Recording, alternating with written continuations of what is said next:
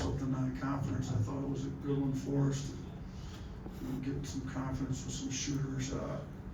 Defensive intensity, I thought was pretty good for most of the first 20 minutes. I did not like the start of the second half. As a matter of fact, the second half period, we gave her 49 points. So this is a really good offensive team. I thought defensively we were locked in, and we built a big lead at the half. We're up over 20, and then we just didn't play as hard as we need to start the second half. So a little disappointed with our focus being locked in on particularly the defensive end to start the second half. But all in all, we made 19 threes. It'd be nice if Grant on a couple or 8 on one with their football line down the line to hit 20 again. But I like the aggressiveness with which Sears and Holloway were taking them.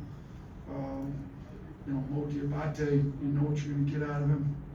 Gets 7 boards in 17 and a half minutes. So, we need some other guys to bring the effort that he brings, because, I thought particularly there in the second half when we needed some energy and some effort, he came in and gave it to us. So, Grant had a good start, really good start, almost double again with 17-8, and we had 3 guys over 20 points. So I thought the ball moved our backcourt between Sears, Barron, and Holloway. The ball was really moving. Those guys were really scoring it. So, and we did a great job with the turnovers, season low on turnovers. So, I've been stressing it. I think our guys did a much better job with that. Start right here with Blake. Hey, Nate, do you have an update on Darion Reed and just a potential timetable for his return? Yeah, he's got an ankle injury that he sustained in practice 2 days ago.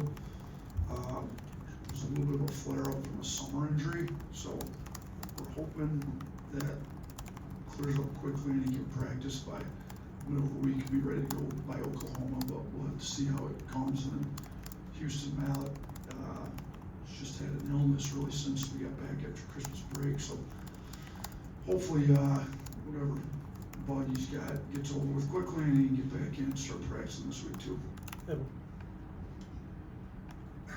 Yeah, Coach, non-conference season's over with, new season, new year starts with Oklahoma. What have you learned about this team? There been any surprises, any disappointments, or? Yeah, obviously, maybe a surprise to the public, but I think we kind of knew it within the program based on playing the summers, how good LeBaron's been. I think he's been really good in the games too. We've had to adjust a little bit. Surprised we're not shooting the ball as well as I would have thought we'd shot it. Our 3-point percentage isn't as good as we'd like, but some of that's Youngblood was out all summer, and Reitzel got hurt. So 2 of the guys are supposed to be our better shooters. And then Houston with the red shirt is supposed to be a better shooter. 3 of those guys, Reitzel's out, Youngblood was out, Houston had been out for a while. So, between those 3 guys, we expect to have a little bit better shooting team. So, we've got to find out different ways to score the basketball when we're not shooting. Even today, we shot, we made 18 threes, but we shot 34.5%. So it's not like we shot it great today. Like we just, a little disappointing in how well we're shooting from 3. We're gonna have to figure out other ways to score the basketball.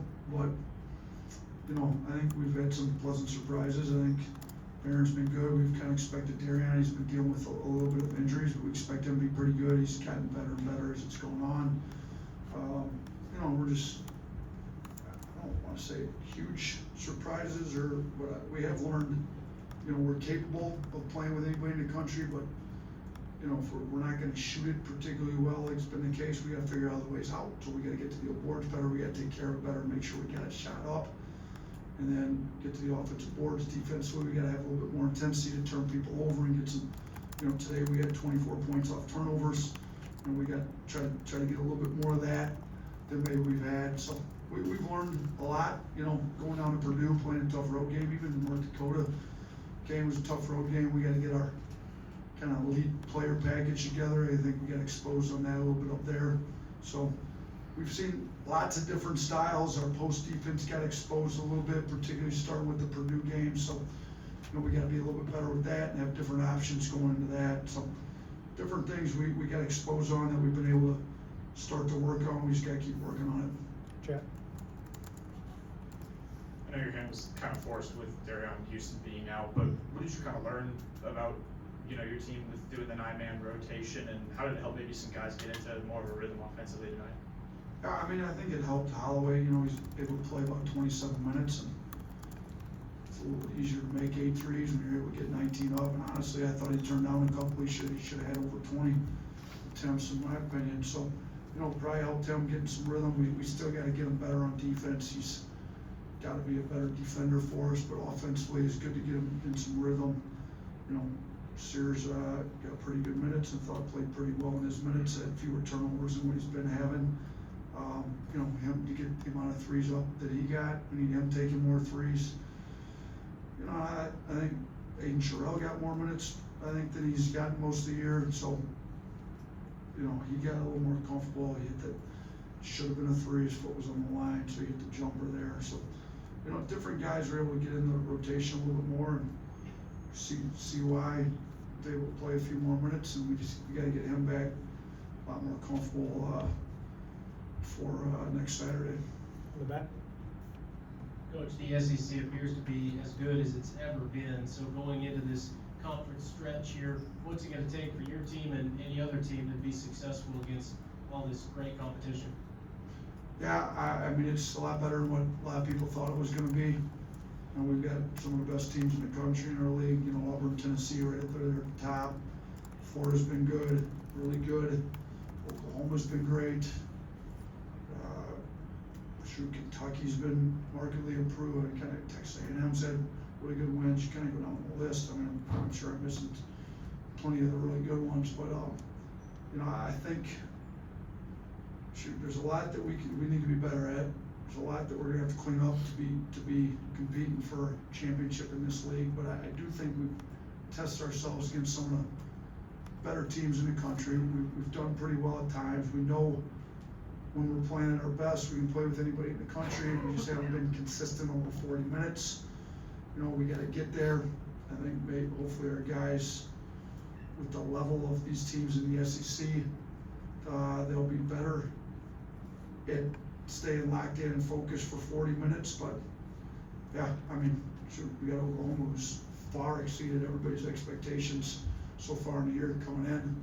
Start the thing out. This is not going to be an easy game. Their talent level's good. They've got a really good coach. I mean, Porter's taken Loyola to the Final Four and been really good with it.